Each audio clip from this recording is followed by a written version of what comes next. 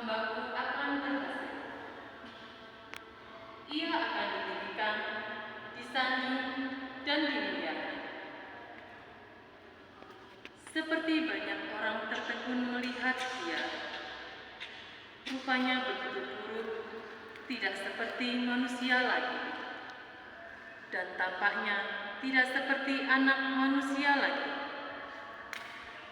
Demikianlah ia akan membuat tercengang.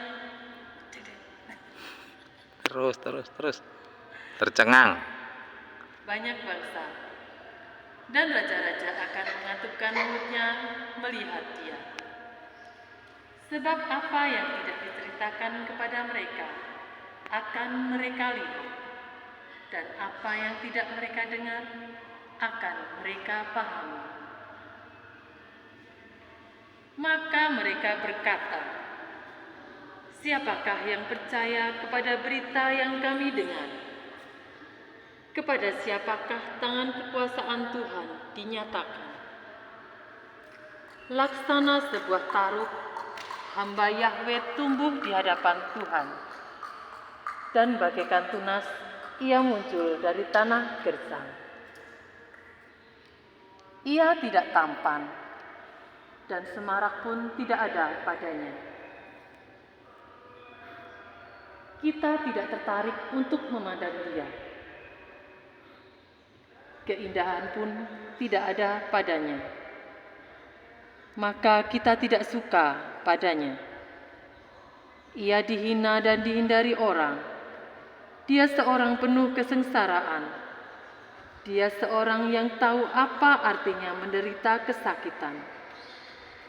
Ia sangat dihina, sehingga orang menutup mukanya terhadap dia. Dan bagi kita pun, dia tidak masuk hitungan. Tetapi sesungguhnya penyakit kitalah yang ditanggungnya, dan kesengsaraan kitalah yang dipikulnya. Padahal kita mengira dia kena tulah, dipukul dan disiksa Allah. Sesungguhnya ia tertikam oleh kedurhakaan kita. Dia diremukkan oleh karena kejahatan kita.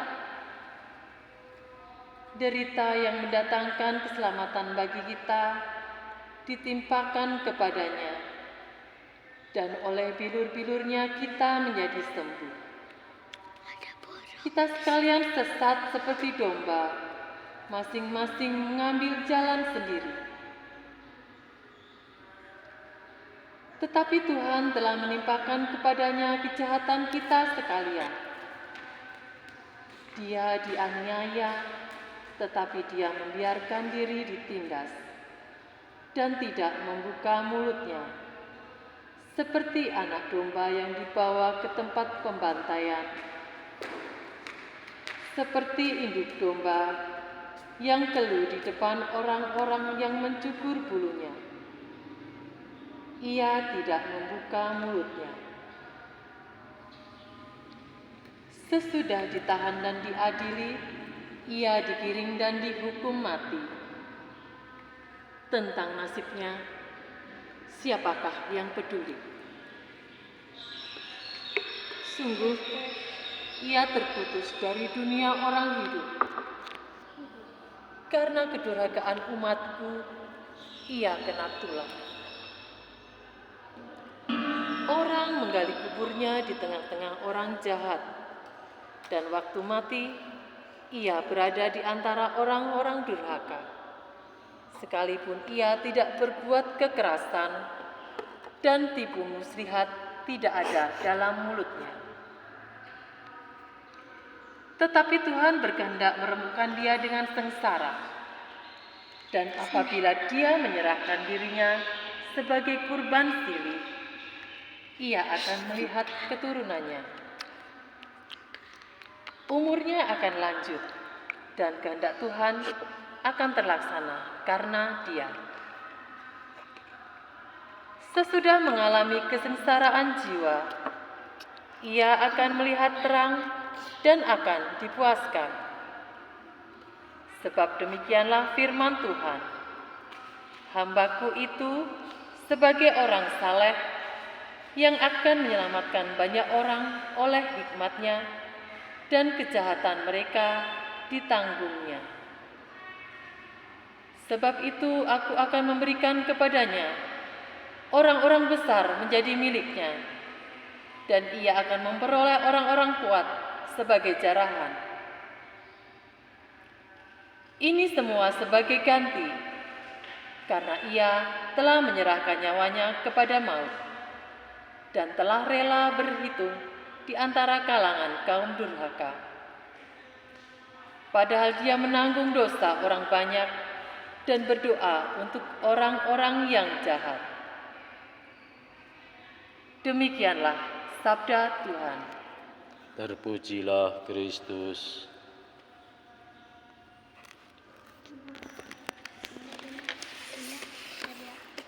Kayak burung ya bun di situ. Ya Bapa, ke dalam tangan-Mu ku serahkan jiwaku. Padamu ya Tuhan aku berlindung.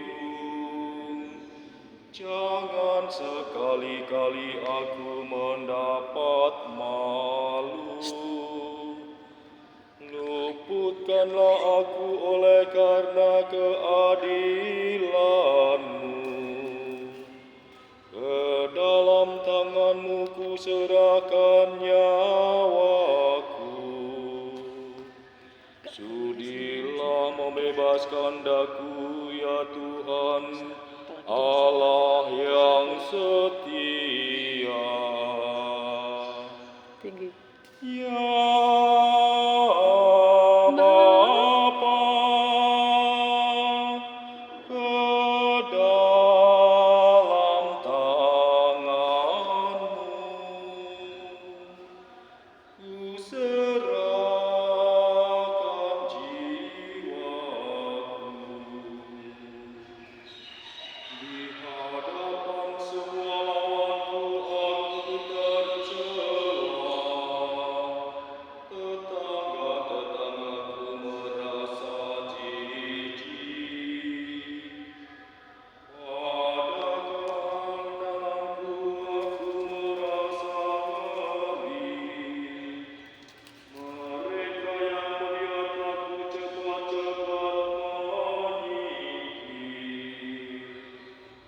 Aku telah hilang dari ingatan seperti orang mati. Telah menjadi seperti barang yang pecah. Ya Bapa, ke dalam tangan-Mu ku serahkan jiwaku. Tetapi aku kepadamu ya Tuhan, aku percaya. Akulah berkata, Engkau Allahku, masa hidupku ada dalam tangan-Mu. Lepaskanlah aku dari tangan musuh-musuhku, dan bebaskan dari orang-orang yang mengejarku. Ya Bapa, ke dalam tangan-Mu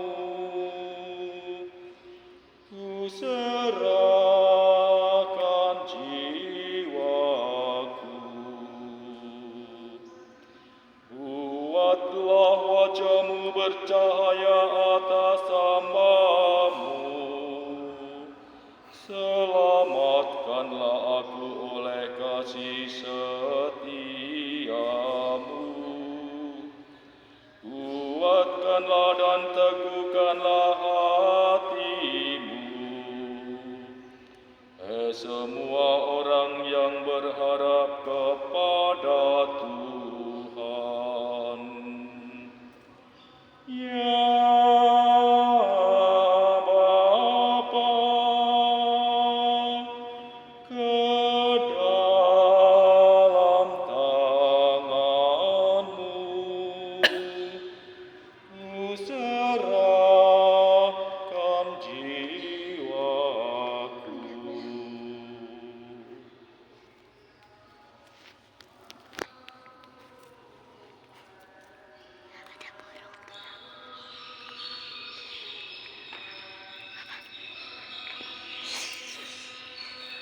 Bacaan dari surat kepada orang Ibrani.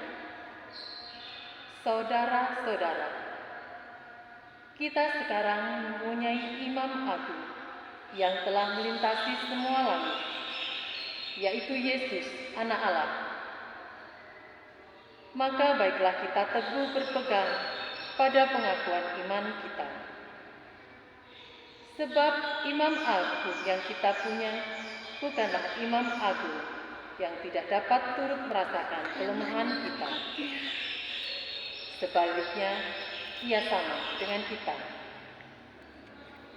Ia telah dicobai, hanya saja tidak berbuat dosa.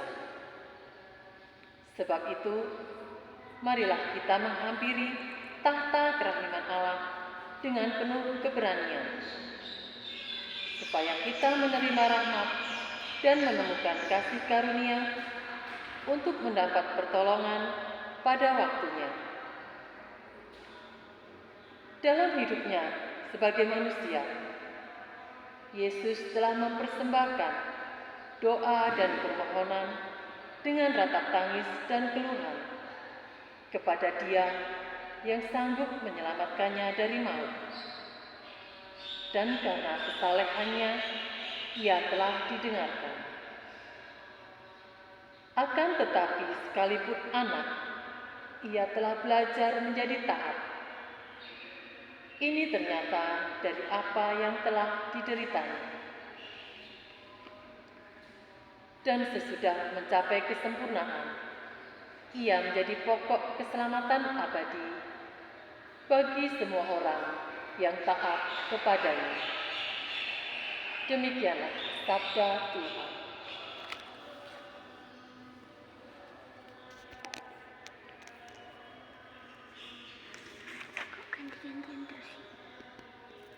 Terpujilah Kristus Tuhan, Sang Raja kemuliaan kekal. Kristus sudah taat bagi kita. Ia taat sampai mati, bahkan sampai mati di salib. Itulah sebabnya Allah sangat meninggikan Dia dan menganugerahinya nama di atas segala nama. Terpujilah Kristus Tuhan, Sang Raja kemuliaan kekal. Kristus sudah taat bagi kita. Ia taat sampai mati, bahkan sampai mati di salib. Itulah sebabnya Allah sangat meninggikan Dia dan menganugerahinya nama di atas segala nama.